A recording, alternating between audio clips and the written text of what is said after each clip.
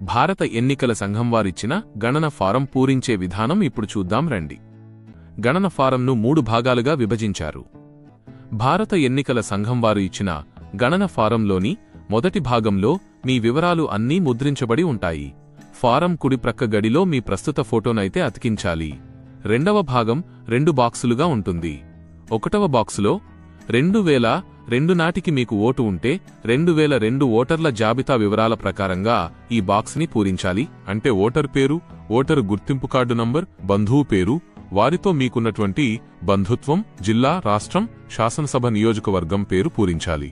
అదే బాక్సు క్రింది భాగాన 2002 ఓటర్ల జాబితాలో గల శాసనసభ నియోజకవర్గం సంఖ్య, భాగం సంఖ్య అంటే పోలింగ్ స్టేషన్ నంబరు, క్రమ సంఖ్య అంటే ఓటర్ లిస్టులో మీ సీరియల్ నంబర్ ఎంత అనేది వెయ్యాలి.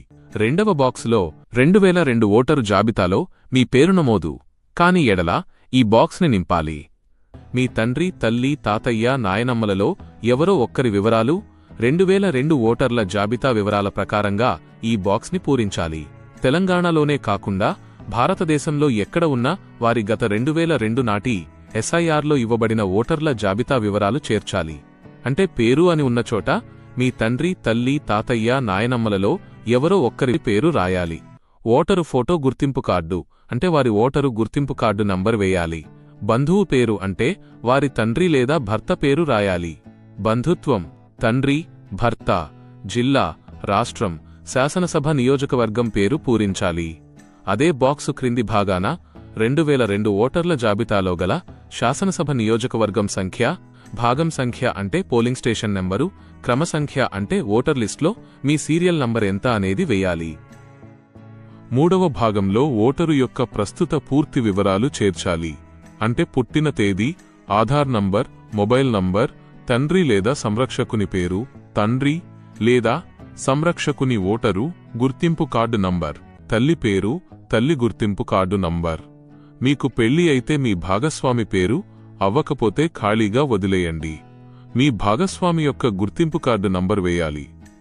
మీకు 2002 నాటి ఓటర్ వివరాలు తెలియకపోతే వాటి డీటెయిల్స్ కోసం ఈ క్రింది వెబ్సైట్లు voters.eci.gov.in యొక్క లింక్ లేదా ఈసీఐ నెట్ మొబైల్ యాప్లో కూడా చూడవచ్చు.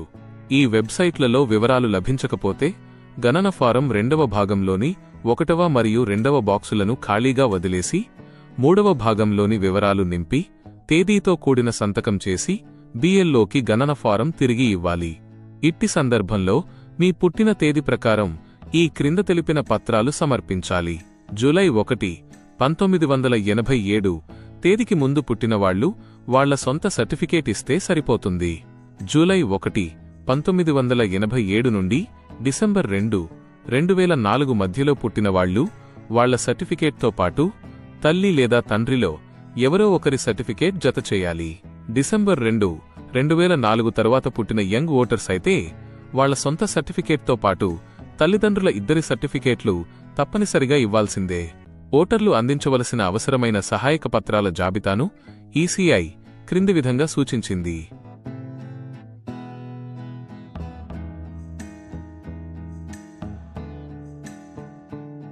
ఓటు అనేది కేవలం ఒక హక్కు మాత్రమే కాదు, ప్రజాస్వామ్యంలో అది మన గొంతుక. ఈ స్పెషల్ ఇంటెన్సివ్ రివిజన్ ద్వారా ప్రతి పౌరుడు యాక్టివ్గా ఈ నమోదు ప్రక్రియలో పాల్గొనటం చాలా ముఖ్యం.